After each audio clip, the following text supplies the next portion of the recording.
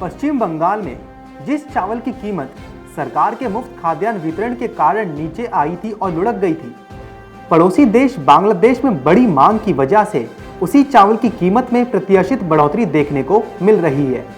बांग्लादेश ने हाल ही में गैर बासमती चावल के आयात पर शुल्क और अन्य सरकारी शुल्क को 62.5% से घटाकर 25% कर दिया है। राज्य में सामान्य किस्म के गैर बासमती चावल की कीमत जुलाई में लगभग 8% की गिरावट के साथ 2200 से 2250 रुपये प्रति क्विंटल थी, जो पिछले साल की इसी अवधि में 2400 से 2500 रुपये रही थी।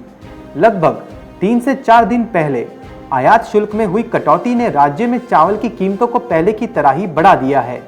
आम किस्म के गैर बासमती चावल की कीमत लगभग 200 रुपये प्रति क्विंटल बढ़कर 2400 रुपये हो गई है, जो लगभग एक महीने पहले 2200 रुपये प्रति क्विंटल की दर से बिक रहा था। बेहतर गुणवत्ता वाले मिनीकेट उबले हुए चावल में पिछले सप्ताह की तुलना में 300 रुपये प्रति क्विंटल बढ़कर 2900 रुपये की कीमत हो गई है। वहीं तिरुपति एग्री ट्रेड के सीईओ की माने तो पश्चिम बंगाल चावल उद्योग में गैर बासमती चावल का प्रभुत्व है और भारत के किसी भी अन्य राज्य की तुलना में पश्चिम बंगाल से बांग्लादेश तक परिवहन की लागत कम है। इसलिए बांग्लादेश में गैर बासमती चावल का अधिकांश निर्यात पश्चिम बंगाल से होता है। इसे ध्यान में रखते हुए राज्य में खुदरा उपभोक्ताओं के लिए भी गैर बासमती वेरिएंट की कीमतों में और वृद्धि होना तय है। 2019-20 में बांग्लादेश ने लगभग 2600 करोड़ रुपए के अनुमानित 9 लाख टन गैर बासमती चावल का आयात किया था।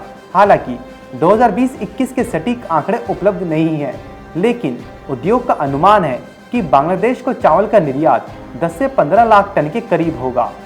बांग्लादेश सरकार ने हाल ही में भारत से 50,000 टन गैर बासमती चावल खरीदने का टेंडर जारी किया था। पड़ोसी देश को निर्यात किए जाने वाले चावल का एक बड़ा हिस्सा आमतौर पर पश्चिम बंगाल से जाता है और अधिकांश निर्यात सितंबर और फरवरी के बीच होता है। पश्चिम बंगाल की पारंपरिक फसल खरीफ धान का उत्पादन इस साल अनुकूल मौसम और पर्याप्त बारिश के कारण अधिक होने की उम्मीद है। राज्य खरीफ सीजन के दौरान करीब 10.5 से 11 मिलियन टन धान का उत्पादन करता है, जो कुल उत्पादन का लगभग 70% है। यह एक वर्ष में लगभग 15 से 16 मिलियन टन और देश के कुल उत्पादन का लगभग 14% है।